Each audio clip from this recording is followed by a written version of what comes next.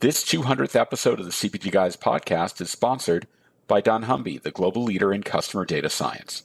dunnhumby enables retailers and brands to increase revenue and profits by delivering exceptional data-driven experiences for their customers at scale, in-store, offline, and online. You can discover dunnhumby's latest innovations in retailer-supplier collaboration, retail media, pricing and promotions, customer insights, and more by visiting dunnhumby.com. Welcome to another episode of the CPG Guys podcast. Our co-hosts, Sri Rajagopalan and Peter V.S. Bond, explore how brands and retailers engage with consumers online, in-store, and everywhere in between. And now, here are Sri and Peter. Hello, everyone, and welcome to this incredibly special episode of the CPG Guys podcast. I'm PVSB, one of the aforementioned CPG guys, and when I'm not podcasting, I'm, of course, the Vice President of Partner Strategy and Development at Fetch Rewards, a mobile loyalty platform. Today, we are celebrating the release of our 200th episode. It is hard to believe that just a short 2 years ago, my friend and I were conceiving of this journey, and how it has transformed our lives is remarkable. And as I mentioned, my co-host joining me in co-hosting this incredible celebration is my BFF, my co-pilot, my ride or die on this journey to explore how brands and retailers engage consumers in a digitally driven world, is the man with one name. No, I'm not talking about Bono or Eminem or even Fabio. I'm talking about the Lord of Los Angeles, the man known as Sri. Sri, how you doing? You got your sparkling cider on ice ready to celebrate here? What's going on? The key is it's non-alcoholic. But it is for both of us. Episode 200, Peter. When we had this conversation in March 2020 that we should do a podcast, we pivoted from writing articles, making YouTube videos, just talking to each other, to an actual episode called Consumer Engagement in an Omnichannel World. To later that year, I think late that year, we came up with CPG Guys. Wow, I can't believe I'm 200 episodes deep in this world with you, Peter, and to 300 more episodes as we keep going. Do you remember how we came up with our name? I remember it was literally the first words that came out of your mouth. Welcome to Exploring Consumer Engagement in an Omnichannel World. And I thought, okay, that's what we'll name it. And then we kept saying it. It was like, well, it's a little bit long and it's a little bit, and I'm like, yeah, we got to find some. But you know, we settled on where we are today, and I'm so incredibly proud of the work that we've produced, the community that we fostered, Sri, over 12,000 followers on LinkedIn. My goodness, have we created a group of people that are just so enthusiastic about educating themselves on this transformation that's come across our industry over the last couple of years. Couple of things I'll point out, Peter. Not too shabby for a bunch of hacks, huh? And, Hacks extraordinaire, Sri. Hacks extraordinaire. 200 episodes, I think we're way past hacking this at this stage. And, the top of what comes to my top of mind is when we started this journey, we said we're going to do two things. One is we're going to learn a lot and listen to people, which we've played out to the bone. And the other thing we said we'll do is we'll share. And the objectives of the podcast have stayed remarkably consistent. And to the day, our objective is we learn, we share, we want to give back education. That's why we do this. A lot of people ask us, you guys have tough day jobs, you guys do other things, you have family, still have young kids. How do you do it all? We love what we do, which is we love to share. Yeah, and I would add to that, Sri, that not only have we created a community of followers and listeners, but just among the podcasting industry, the relationships we've built and how we've fostered the creation of the FMCG guys, our friends Daniel and a friend, Rob Gonzalez and Peter Crosby at Unpacking the Digital Shelf, Wendy Liebman at Future Shop, our friends at eFundamentals who created and produce the Digital Shelfcast. We're a very tight-knit community, and we're about raising each other up, not competing with each other and tearing each other down. And that I'm incredibly proud of, Sri. And Peter, this is precisely the reason we share a list of must-listen podcasts, and there's so many on that must-listen, because we've had the opportunity to listen to those and learn from those podcasts ourselves. Again, the mission is learn and share, educate, so the mission's not going to change at this stage. Well, Sri, I am, as I said when I opened, so incredibly grateful to be on this journey with you in particular. You are, you keep moving up my list of most important favorites on my phone. You know, you're like, I'm not going to say where you are, but you're in the family zone. Let's just say that, my friend. You're right there, and I love you very much, and you and your family mean so much to me, as do you to my family. So really happy to be on this journey with you. Thank you. Thank you to you too, Peter. For those watching the video, here are the ones pinned to mine, and you can see who's right up top on mine. You're right up there on mine Read too, the name. man. Read that name, please. Read that name. I don't know who that is, Sri. I don't know who it is. But I can tell you, you're right there in the middle on the top for my messages right there. PVSB and Sri. Yeah. We're inextricably linked. We don't just stay together for the kids, Sri. You know that. We kid about that. But thank you so much. And of course, it's a great year, 200. Our baseball teams are killing it on the field. There's so much to be thankful for. And I'm just so happy that I'm doing this with you, Sri.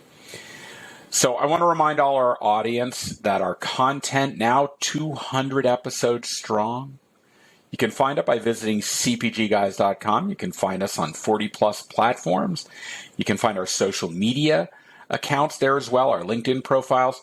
And, of course, if you're not following us on LinkedIn, please open up your mobile app or go to a web browser, type in LinkedIn. When you get there, in the search box, type in CPG Guys. You'll come to our page. If you haven't already done it, click the blue follow button. That way you're privy to all of the great content that we're producing. Of course, it's all free, right? So everyone can afford free. I think Sri will agree with me on that. And we're also incredibly proud on this journey to be partnered with Next Up, formerly known as Network of Executive Women, which has been rebranded. And in the middle of every Wednesday episode, we hide a little Easter egg with message about Next Up, some of the things that are happening and how you can participate in events, and virtual or physical. And of course, our good friend, Sarah Alter, the president and CEO of Next Up, she's got her own podcast. It's called Advancing All Women. We've been guests on it recently. We think it's very well worth a listen. A lot of people from our industry appear on that podcast, not always talking about CPG stuff, but about things we deal with as professionals. So we highly recommend that you do that. We're honored to be allies in the cause for advancing all women. And of course, we want to thank, as I mentioned earlier, our 12,000 LinkedIn followers that just keeps growing and growing. So incredible. And of course, we mentioned earlier our friends Efrain and Daniel, the FMCG guys. They're taking our format across the pond. They're talking with fast-moving consumer goods and retail thought leaders from a European perspective. So please go to fmcgguys.com and check out their podcast. There was no question that for our big bicentennial episode, we required a celebrity caliber guest to match this momentous occasion. And Sri, we have delivered. He joined us for a conversation last year and has since established that episode as the most downloaded from among the 199 that we have published prior to today. Wow. You may have even seen his name in the lead spot of the top 10 episodes list we published on our LinkedIn page a few weeks ago. Last October, he joined Walmart as Chief Revenue Officer, overseeing 3 business units: Walmart Connect, where we have discussed numerous times on this podcast, most recently with Cara Russo, VP of Marketing; Walmart Data Ventures, which has commercial responsibility for Walmart Luminate; and, of course, the Walmart Plus Consumer Membership Program. Please join Sri and me in welcoming back to the CPG Guys podcast, Seth Dallaire. Seth, how are you? Welcome back. How you doing, Seth? Hey, thanks for having me, guys, and congratulations on making 200 episodes. It's awesome, and I'm flattered to be here and chosen as a guest again, a repeat guest even. We are honored to have you back, and yeah, no one's more surprised about 200 episodes than the two of us. We thought we would have broken up long ago, and here we are, staying together. working through it. I'm telling you, it's amazing. To be clear, we're staying together for the kids. The kids. We only stay together for the kids. When are they going to college, Sri? We got to send them. It's going to be a while. But anyhow, hey, Seth, before we get to the questions that we've prepared for you, you want to share with our audience an overview of your portfolio responsibilities as the Chief Revenue Officer at what my co-host would best describe as the world's most elite retailer. Well, again, thanks for having me. In my role as Chief Revenue Officer at Walmart, I look after three pieces of business. The first one being Walmart Connect. And as you mentioned, Peter, that's been discussed on the program a couple of times. That's our retail media business and advertising business that many of your listeners are already pretty familiar with. I also have responsibility for data monetization, which is the Walmart Data Ventures business. And that is inclusive of the Walmart Luminate product suite.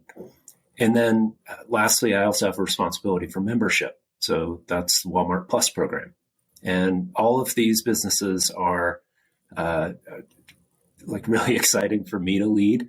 Some of them are relatively new for Walmart in terms of Walmart Plus and Data Ventures. Some of them are more mature, like Connect. All of them have a ton of opportunity for Walmart to grow and to help us do more for customers, but then also for our suppliers and advertiser customers as well. Thanks for that, Seth. We're going to include hyperlinks in the digital liner notes of this episode to your LinkedIn profile and each of the sites for the three solutions that you mentioned, so that audience, you don't have to write them down, you don't have to Google them. Just go to the digital liner notes and you'll find a link to Walmart Luminate, to Walmart Connect, and of course Walmart Plus. So with that, I want to say to our audience, before we get to the questions, we're going to ask Seth to answer two additional questions that you're not going to find in this podcast episode. So if you want to hear them after you're done listening to this, go to our LinkedIn page and look for the special In the Know post that'll be coming later on in the week that this episode is released. So the only place you're going to see him is there. It's our little after show. I think you'll find it interesting. They're different than the questions we're going to ask Seth in this session. So please do join us on LinkedIn. And while you're there, click the follow button. You got to follow us on LinkedIn. We're big. All right. So let's get to the question, shall we? I'll kick it off, Seth. One of your responsibilities at Walmart is for a group known as Walmart Data Ventures. Now, I know quite a number of the people in that group. We crossed paths professionally in the past, so I'm really excited to talk about this because we haven't spoken with anybody about this. While most people in the audience are not likely going to be familiar with the name of this group, vendors who are selling through Walmart have become familiar with the term Walmart Luminate, which is a customer-centric suite of data analytics and insights. So can you please double click down and give us an overview of what Walmart Luminate is? Sure. And you covered a bit of it at the high level there, Peter. It is a proprietary suite of products and capabilities, and it's proprietary to Walmart.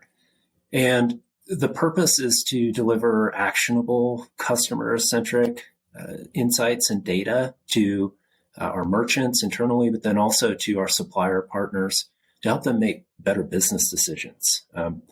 So much of our business is conducted across these different channels. So the online piece of business, of course, e-com, but then also in-store. And being able to have data and insights that bridges the gap or helps suppliers and leaders understand how customers are shopping or how their products are being merchandised or sold, and how successful they are relative to competitors or their performance on the shelf. Those things are really important, and they're areas of development for us at Walmart in terms of understanding them, making sure that we get them in the right place, and that we permission them in ways that are appropriate. And there's really three core capabilities within the Walmart Luminate product suite. The first one is the shopper behavior capability. And this is really what I would call the what, if you will. we have a what, a where, and a why component to the Luminate product suite. Shopper behavior is really the what. Shopper behavior capability enables our suppliers to drill down into profiles and behaviors that customers are exhibiting in their category and with their brands. And so suppliers will get access to a number of different detailed reports about loyalty, about switching, basket composition, substitutions, a whole host of really rich data signals that can help the supplier and brand manager understand how the Walmart customer is interacting with their brands. And then ultimately, how do we help them sell more stuff? How do we help them be more efficient? So that's the shopper behavior capability. The second capability that we have is called customer perception. Customer perception is what I would really classify as the why. Like, why are customers behaving certain ways? What are the attitudes they have towards particular brands or particular products? And through customer perception, we're able to deliver to suppliers really robust panels of verified Walmart shoppers that can give feedback on demand to suppliers about their products or their brands. And through this tool, suppliers can facilitate really interesting and in-depth interviews and conduct user testing, concept testing for innovation products, and get real-time feedback. And this is at a level or scale where the panel size really benefits from the scale of Walmart's retail business at large. So it's a really exciting capability that we're bringing that we think is going to help brands understand more about why customers and consumers are responding to their products the way that they are, or ideally predict ways that they could improve response in the future. And then finally, there's channel performance. And this is really what I would consider the where of the product suite. So with channel performance, we're allowing brands to unlock insights into their performance across the digital shelf, the physical shelf. It'll allow the supplier to work on forecasting, understand things like market share or category share, and do it in a way that is specific to Walmart, where we observe these signals and provide them back to the supplier with high recency and low latency. So the three products, just to review, because I've said a lot, are the shopper behavior, which is the what, the customer perception, which is the why, and finally channel performance, which is the where. What can get better than that, Peter? What, why, where? That's like the answer we all seek as human beings to everything in life, right? So, and then some of the MVP words on this show: shopper behavior, customer perception, channel performance, and that too, the 360, bringing it together as omnichannel. If that's the type of answers we're going to get today, Peter, we're going to get to episode 500 soon. This is going to be a good podcast. So let me welcome. We're both honored and thankful and grateful, Seth, that you chose to join us and be our celebrity-like guest, as Peter said, for the 200th episode of the CPG Guys. So thank you for that. And I'm going to continue with this thread of Walmart Luminate, because Luminate is a word that was born in the industry approximately a year and a half or so ago, maybe January, forget the exact time, but about a year and a half ago. And now consumer brands are starting to understand what Walmart Luminate is. And I think you've just articulated very clearly, it's the what, why, where of omnichannel shopping. What matters most is the consumer at the end of the day.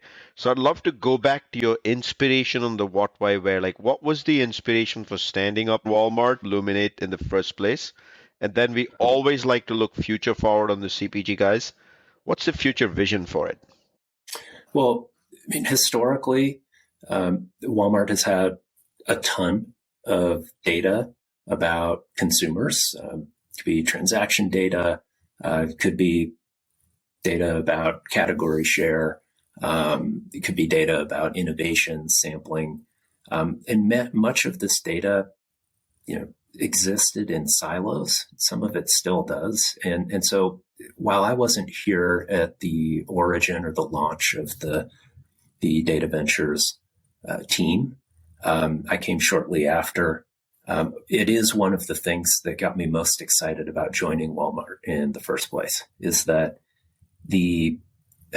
from my experience working in e-com and in retail, there's just no one that has as much scale or as much capability to help manufacturers or suppliers understand how their products are moving, how customers are responding to the products, or the types of products that they may want in the future. Whether the company, Walmart, had the ability to provide that type of insight in a way that a supplier or even internally that a merchant could use, I think you would find across Walmart that there's general agreement that we could do a better job there and bring more data forward in ways that would help suppliers operate more efficiently, which then helps us do more things for the customer. It helps us help them save money, save time, live better, which that's our mission. So the opportunity to work on that effort and to find the parts of the data signals across the business that are most valuable to suppliers was really exciting to me. And in my prior roles, I had some experience doing that and just saw how powerful it could be when suppliers had access to it. But the scale was much smaller than what Walmart could bring to market. And so now we're just starting to really bring these three capabilities forward. We've had a tremendous positive response to these products, and we're actually learning with suppliers as we're bringing these capabilities forward about all of the different ways that they're using the information. They're already making requests for more capability. It could be more capability from a measurement standpoint in terms of the types of signals they're seeing or the number of signals that they're seeing. And then also we're getting requests for very sophisticated delivery methods. So it could be, can you give me this data in an API? Can you give me this data in some way that I can ingest it back into my enterprise in ways that reduce latency or increase the frequency with which we can see it? Because the one thing that's really been humbling for me coming over to Walmart is just the size of the business is so large. And the number of transactions that we have with consumers in the U.S. is just, it's staggering. I mean, as many as 90% of Americans have shopped at a Walmart in the past year. Weekly, we see over 100 million shoppers in the U.S. And at that type of scale, if you can provide some type of signal about what those shoppers are buying, how they're behaving in ways that suppliers can then use to inform their businesses and then help us, provide everyday low prices and do great things for customers for their lives, then it's a pretty powerful and exciting team to help lead and bring to market. So the future of that is that we're going to try and meet all of the supplier-led demands is maybe not the right word, but supplier-led interest. Like, hey, can you help us understand this? Can you help us get these types of signals so that we can improve the way that we operate with Walmart? We're going to continue to do that. So these three capabilities are really just the beginning.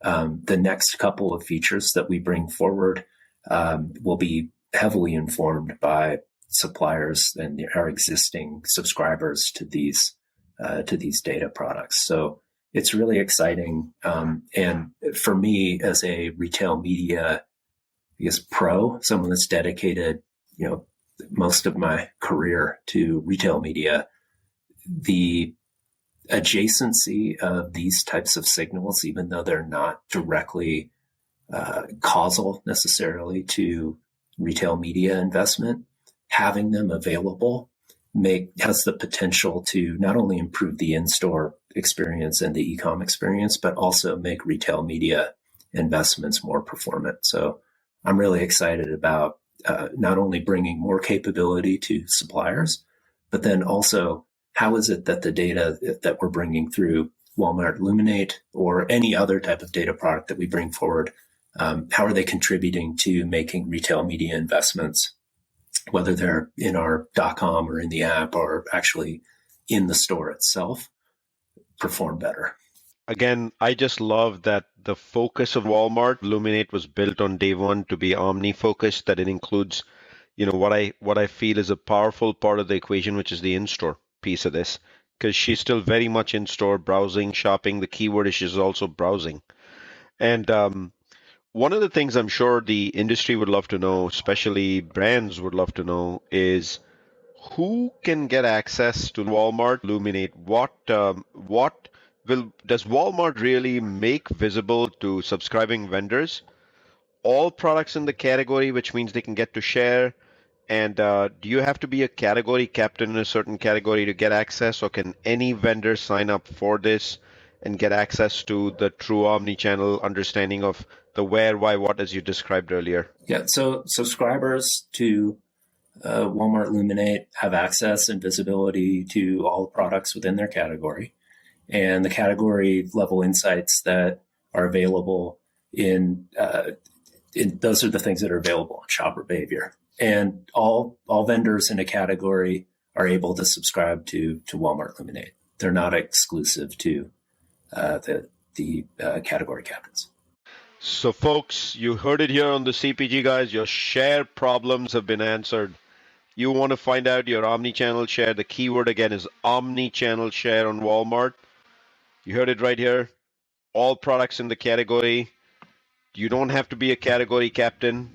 If you're doing business in that category with Walmart as a vendor, omni-channel, you can definitely get access to it should you choose to. Thank you for that, Seth. All right. I think we have explored Walmart Luminate to a great degree. Let's shift to one of his other portfolio responsibilities. Seth, your responsibility also includes Walmart Plus, which was launched, if I do my math correctly, about 18 months ago. Would you please provide our audience with an overview of Walmart Plus from a consumer perspective? What is the core value proposition for subscription and membership? Sure. So Walmart Plus is our membership program that includes free delivery from the store, free shipping from Walmart.com, as well as contactless checkout with Scan and Go. We offer Walmart Plus members early access to products like PS5 gaming consoles. Those have been really popular as part of our early access program.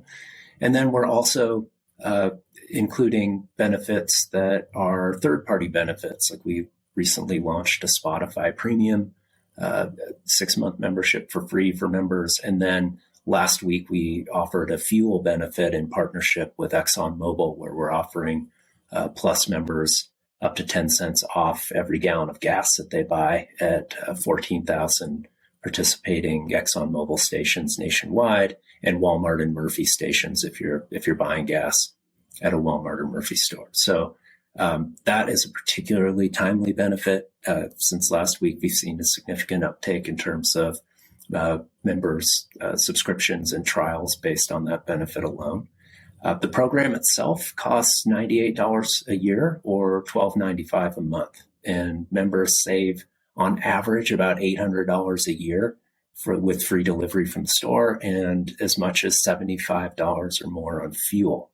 So the math on membership of the program versus savings really works out. It's over 8x the savings, or you save 8 times as much as you would pay for the membership. So it's a really exciting area. And as you mentioned, Peter, it's 18 months old, so it's still relatively new. But what we're learning about Walmart Plus members is that they are our most valuable customers. The way that they're shopping is omni. The amount of share of budget that we get from a Walmart Plus member is very high. They tend to spend more money. Their shopping behavior changes, where they will spend more money with Walmart across our entire categories, grocery, for instance, consumables, and general merchandise once they become members of the program. So it's a strategic focus for us because we think, A, it helps our most valuable customers save time, save money, live better, but then also it helps us introduce and get closer to them and learn more from them and help them meet more of their consumer needs throughout everything from grocery to general merchandise. Well, Seth, thank you for that. I'm pleased to report that I've been a member of Walmart Plus since day one. Thank you. And I can say that you're welcome. And I can also say that the scan and go capability has fundamentally transformed my relationship with Walmart. It has dramatically increased Walmart's share of wallet in the Bond household. So I want to remind our audience that today Sri and I are speaking on this special 200th episode with Walmart Chief Revenue Officer Seth Dallaire. The Raj household did not want to get left behind, so the Raj household also ended up subscribing to Walmart Plus on day one. It was made available, and our favorite is free home delivery, because we take advantage of, even though we live 4 miles from the Walmart, I love that I can drive up to the curb and have it delivered in my vehicle, as well as home delivery for urgent stuff, and it's working to a precision here in California. When I say precision, I mean precision, and because my daughters happen to be in the business of music and entertainment, the Spotify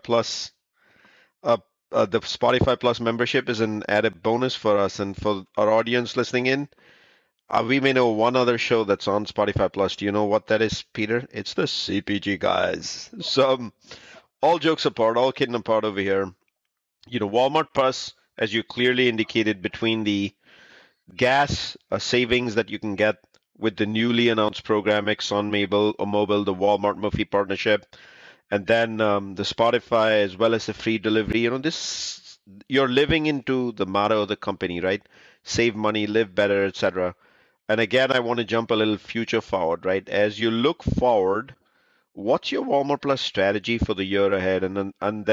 Is there a particular area out of the many areas you could look into where your team is actually leaning in to continue to provide value to customers who are subscribing to Walmart Plus? Yeah, that's a great question, Sri. And we're really focused in 4 areas with Walmart Plus this year. The first is one area that you mentioned is delivery. And that's really the core experience, and the core benefit is around delivery savings. And making sure that we nail that for members is really important. So as we see more and more people electing to begin a trip occasion or a grocery shopping occasion online, whether they're doing pickup or having that basket delivered, that experience nailing that experience is really important, especially when that's the core benefit of the program. So we're going to work to continue to be great at that, whether you're driving to the store to pick up or whether you're electing to have us deliver the groceries to your doorstep. Like, it's really important that we nail that experience for the customer. And then we want to make sure that we're also understanding our members' needs and what drives their shopping behavior so that we can serve them better. So, like, we know that when you're a member, you're logged in, we can get a really rich signal of the types of categories that you're shopping for and the types of occasions for which you're shopping. And then we can help learn from those experiences or from those signals to help make things better for you. It could be that the assortment that we're providing is greater. So how is it that we're earning not only the grocery shop occasion, but we're also earning and winning that sort of asynchronous general merchandise occasion? So, for many people who are members, we see very strong adoption of our online pickup and delivery service. And then we're using that, if that's the primary occasion, like, how is it that we bring you into some of our other general merchandise categories, and which would look more similar to the way that you might shop the physical store. So that would be one example. But then also in store. So Peter, you had mentioned scan and go being important. Like, how is it that there's real utility for a member when they're in the store, if that's how they're preferring to shop? So what do we do to help make that in-store shopping experience better for the consumer? And then what can we learn about it? There's a whole host of rich data that we could learn about the customer experience in store, and how to improve it and make it easier for them to buy and easier for them to save money and save time, so that they're not standing in line, or that we can expedite the checkout experience there. Those things are really important to the consumer experience. And then third, we want to bring membership to life in the store. So Walmart Plus and membership may be have a heavy reliance on digital in terms of the way that you generate or begin your shopping occasion for groceries, for instance. But because as I just mentioned, so many of our customers shop in the store, and so many of their shopping occasions still occur in the physical store itself. And we know that we have, over 1 million associates in the U.S. who are in the store that can help educate the customers who aren't yet part of the membership program, like why they should become members. So having them explain, the fuel benefits and ways that customers could save money if they don't already understand that benefit is available. Those things in this economic time are really important in ways that Walmart shows up for customers. So customers rely on us for everyday low pricing. They expect those things when they come in the store. If there are other benefits that they could access by being a Walmart Plus member that would help them save even more money or make their lives better, then we want our associates to be able to bring that to life in the store, where we may see them most frequently or more frequently than we would online. And then lastly, we want to continue to improve the program in terms of the types of benefits that we're bringing forward for members. So you mentioned the Spotify benefit, the fuel benefit we just talked about with ExxonMobil.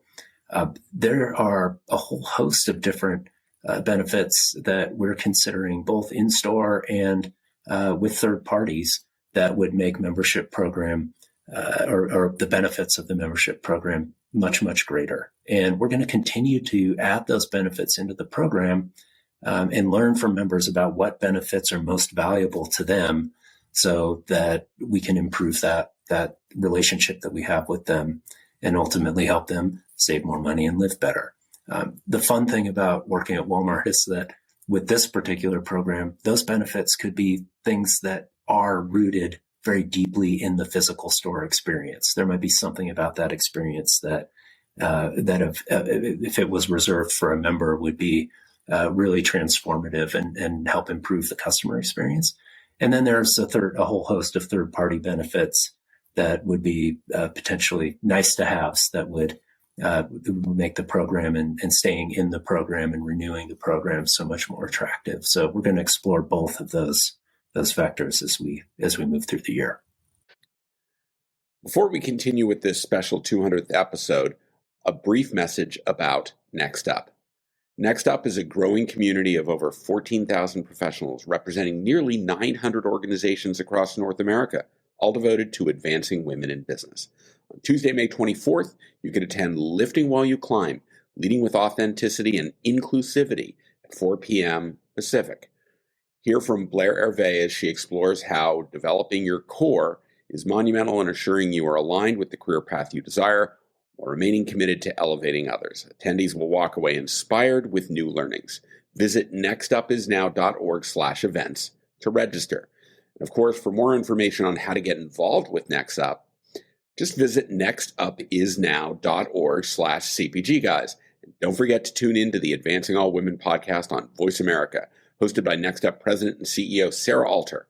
Listen every Friday at 7 a.m. Pacific on the Voice America Empowerment Channel with rebroadcast weekly on the Voice America Influencer Channel. And download episodes after they air wherever you get your podcasts. Remember, visit nextupisnow.org/CPG guys to learn more about becoming a member of Next Up. And now, back to the episode already in progress. There were two key words there, Peter, that really hit the spot for me right there. One was listening to Seth say, hey, we're looking at other areas, right? We'll wait to see what those are. But, in the constant optimization world here of, wanting more and more and more from a consumer perspective, it's great to hear that you're looking at new areas. And the other one is there's, of course, new areas, but there's also making existing ones better. And you also use the word you're trying to learn on what people are deriving from the existing benefits and trying to make it better. So it's a combination of both. Yeah, we can't stand still. So we can't have the benefits just remain static. we interact with so many of our customers' lives on a daily basis. There are going to be many learnings that we can take about, from those experiences and those interactions that can help improve the experience that everyone across Walmart internally that I work with, my peer group, is very eager to learn about and understand, so that we, continue to serve the customer. Particularly in this economic environment, like having some type of savings, like the fuel benefit, like those things matter right now. And they may not have availed themselves to us 2 years ago, were we not in these types of economic times. So we're going to continue to iterate the program and the benefits that we bring forward to members of the program. It's undeniable that at the forefront of what we call the Great Retail Reset that's transforming our industry is the explosive growth of retail media, both on-site and off-site, both online and in the physical world in stores. So at its core, what do you see as the value proposition that Walmart Connect offers to vendors looking to grow sales through Walmart platforms? This one is the area where I have the most experience career-wise, and it was really what got me most excited about coming over to Walmart. Walmart Connect has the ability to provide first-party data, observations that we see and observe ourselves in a closed loop, in the .com, and then extending into Omnichannel. And that type of data and those observations can help marketers get smarter about the merchandising that they put into our stores, whether they're physical or digital, and ultimately help them drive conversion and sell more stuff. And at the scale that we have in both the physical stores and .com it's really difficult to match. And we, like any investments that we're making in improving those types of capabilities that we bring forward to a supplier about where they can promote their products or where they can, speak to one of our customers. To me, that's super exciting because we really historically, at least in my observation, this is some editorial, have maybe not invested as heavily in that capability relative to other e-com platforms and other retailers. And so the past 18 months really have been transformative over here in terms of the investments that the companies put into those capabilities and really the results as well. And so I'm excited to come over here and continue to build on that momentum and to bring a whole bunch of experiences from other places and other experiences that I've had that can help innovate and drive and bring even more opportunity to suppliers and brands, both in e-com and in physical retail. So that's super exciting to me. We have a lot of work to do in order to meet the potential. And when we speak with suppliers, they're very open about the things that they want from us. We want more of X, or we want more of Y, or we wish that you would do these things for us, or these, if you were able to provide these types of capabilities, this would be a big unlock for us in terms of our business. And we're listening to that feedback from suppliers and from their agents. And we're actually making a lot of progress in terms of the capabilities that we're bringing forward. So that's my kind of preamble to Connect, Peter. I'm super excited about it. And even in the 6 months that I've been in the role, we've seen a tremendous amount of progress from the teams that were both on the engineering side and on the supplier or advertiser facing side as well. Thank you for the preamble in that case, Seth. And I want to jump a little bit into the mobile app. Recent research shared by Walmart Connect, your team, talked about the use of Walmart's mobile app in the physical store visits, highlighting it as an important correlation between digital engagement and physical shopping. Can you throw some more light on how this is coming together as omnichannel shipping, the use of the app in store while browsing, resulting in a physical lower funnel activation for a brand, and any findings you are aware of from this research you know of. I guess I'll start by saying, at Walmart, we know that the majority of our customers shop both online and in store. It's what makes Walmart unique, in addition to its scale, is that we can meet the customer whether she wants to shop in the store or shop on her phone or on her laptop. And those are the customers that shop with us in both environments are most valuable. And so we recently conducted research to learn more about them and then to understand maybe how they're utilizing Walmart capabilities, digital capabilities on their phone in our app when they're shopping in the store.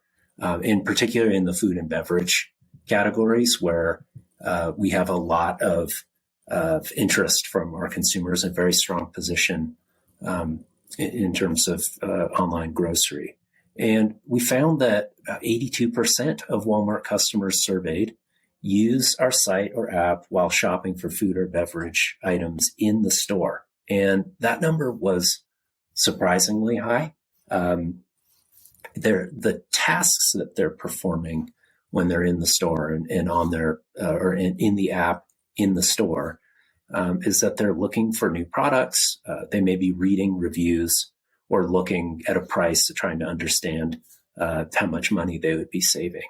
And so that in itself is interesting, is an observation of customer behavior. But what we also found was that they aren't just doing this like once. This isn't sort of a asynchronous behavior that they're just doing it, once on one particular product or one particular beverage item while they're in the store.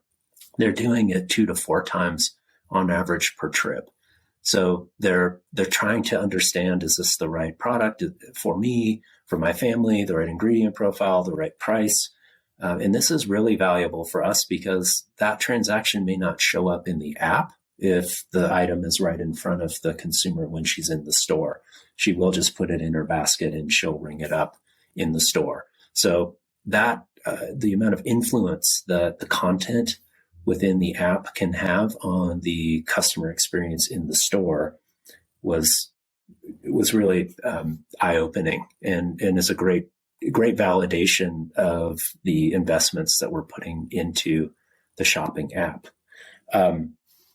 The ways that brands can interact with the customer then in those environments when they're checking, that opens up a whole host of new opportunity as well. And that's really what the Connect team is bringing forward to suppliers and to marketers and agencies, is to help them understand, well, if this is how the customer is behaving in the store with the app, and it's informing their in-store sort of physical store purchases, like how does a brand activate or speak to the customer in that environment? Like, where are the areas where the customer is going? Are they searching for these products? In which case you need to be really strong in terms of your paid and your organic listings within our store. Is it browse activity that they're looking at, or is there something in the purchase funnel that would get them to take an action either in the app or in the store? Are you giving like the type of content on your product detail page? Is it up to date? Do you have the right ingredient information are you competitively priced? Like, all of these things matter. And they're, I guess at this point, they're well understood data points for brands that are operating in e-commerce environments. They know they have to have good content. They know they have to have competitive pricing. What we're learning is that while all those things are really important for the e-com transaction, they're also highly influential on physical in-store shopping behaviors as well. So if you don't have assortment in the app, but you have it on the shelf, those are the types of gaps or things that might avail themselves to us when we're looking at this research tree, and maybe ways that we help suppliers sort of address how to speak with customers more effectively. Seth, let's close out our exploration of Walmart Connect, and indeed, this will be our final question for this episode. And this is around how brands are able to access the use of Walmart Connect's powerful retail media solutions on-site, off-site, and in physical retail. Is it entirely through your own proprietary platforms, or are they able to use, say, third-party e-commerce advertising platforms for some or all of your offerings?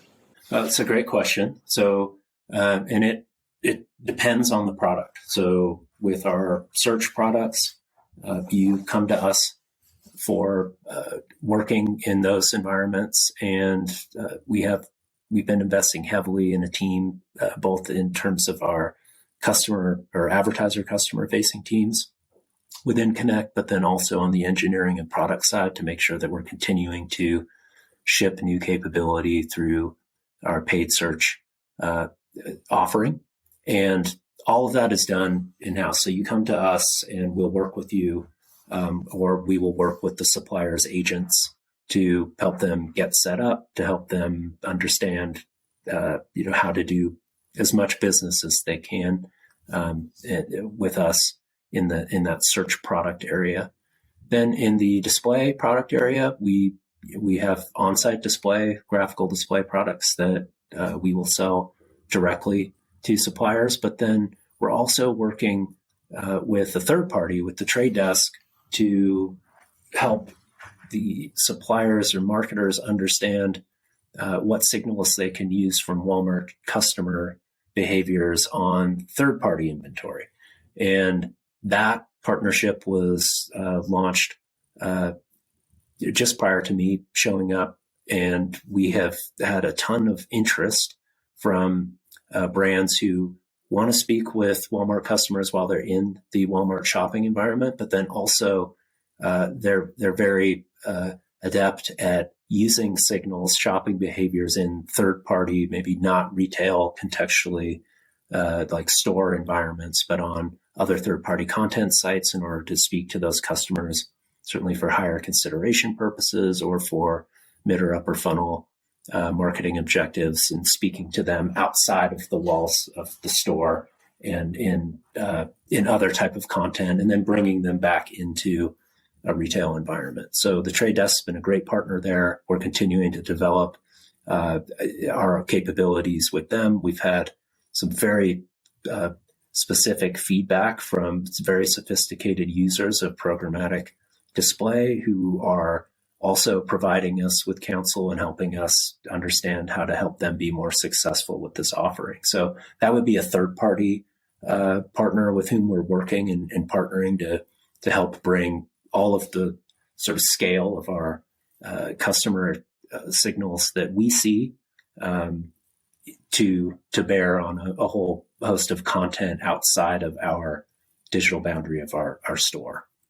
I'd like to remind our audience that all of our content, now 200 episodes strong, available on over 40 different podcasting platforms, links to our social media accounts, our LinkedIn profiles, and so much more. It's all free, and it's available by just visiting cpgguys.com. And of course, if you think you have something to contribute to the conversation, boy, did we get some contribution today, Shri.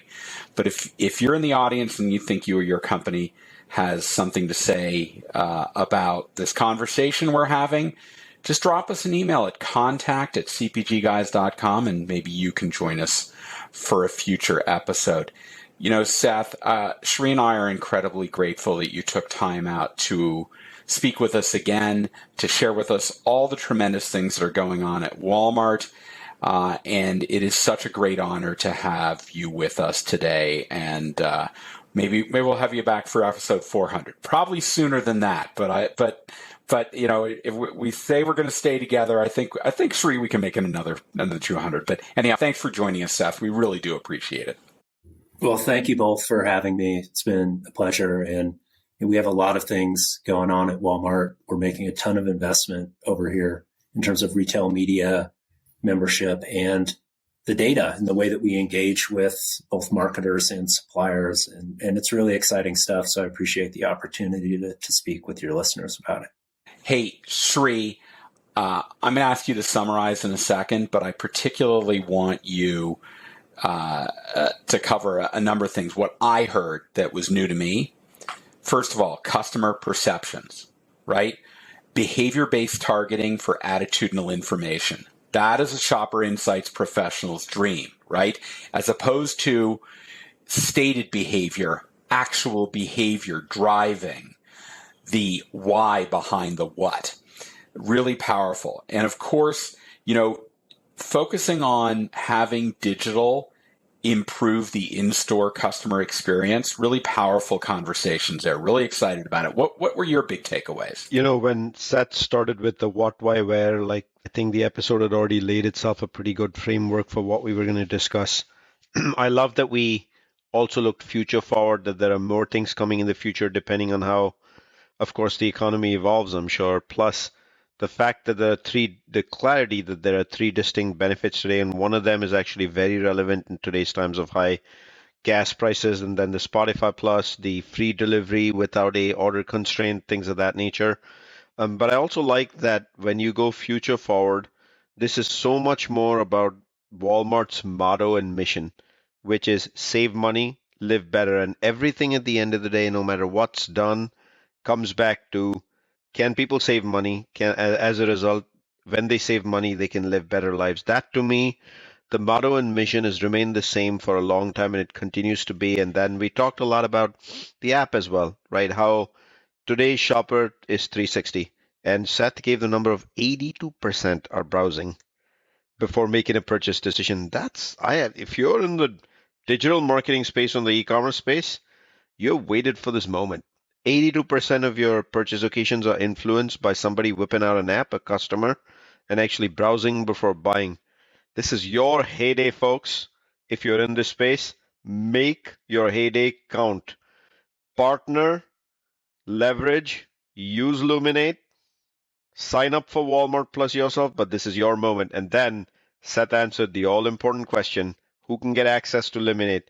If you're a vendor doing business with Walmart, in a certain category, you can get access. And you can get all products, which means that all elusive share metric, if you're up for it, you can actually chase it. What can get better than that? Peter, you and me come with a rich data background from our IRI days. The importance of actually getting a share metric, that too on Walmart. Net, am I glad, Seth, that you were kind enough to make time? And I want to thank Walmart Comms and Beth for the time she made as well, to ensure that we could actually do this timely workaround, dates, times. All in all, this is one blockbuster episode. I can't wait for the audience to listen to it, Peter. And to 300 more episodes. You said 400, I said 500. Our kids have a long way to go to grow up, so let's not get impatient over here. There's many more episodes to come. Yeah, that is just great. I'll echo your comment. Walmart Comms has been tremendous. The partnership with Beth Bruce and some of the other colleagues in that group in helping feature a lot of great Walmart guests on this podcast. We couldn't be more grateful for that. So thank you. And Sri, personally, I'll say, we tease each other about a lot of things, but I'm so honored that we've been on this journey together. I'll sign up for a couple hundred more if you're into it. This has just been terrific. Man, he keeps coming back to a couple hundred. I said 300 more. 500 is the magic number. We're in it for the kids, and they got a while to go. Convince yourself. 500. Okay. Well, all right, Sri, I'm good with that. And to our audience, thank you for joining us on this journey, 200 episodes strong. It was great. We look forward to you joining us on the next episode of the CPG Guys podcast. Goodbye.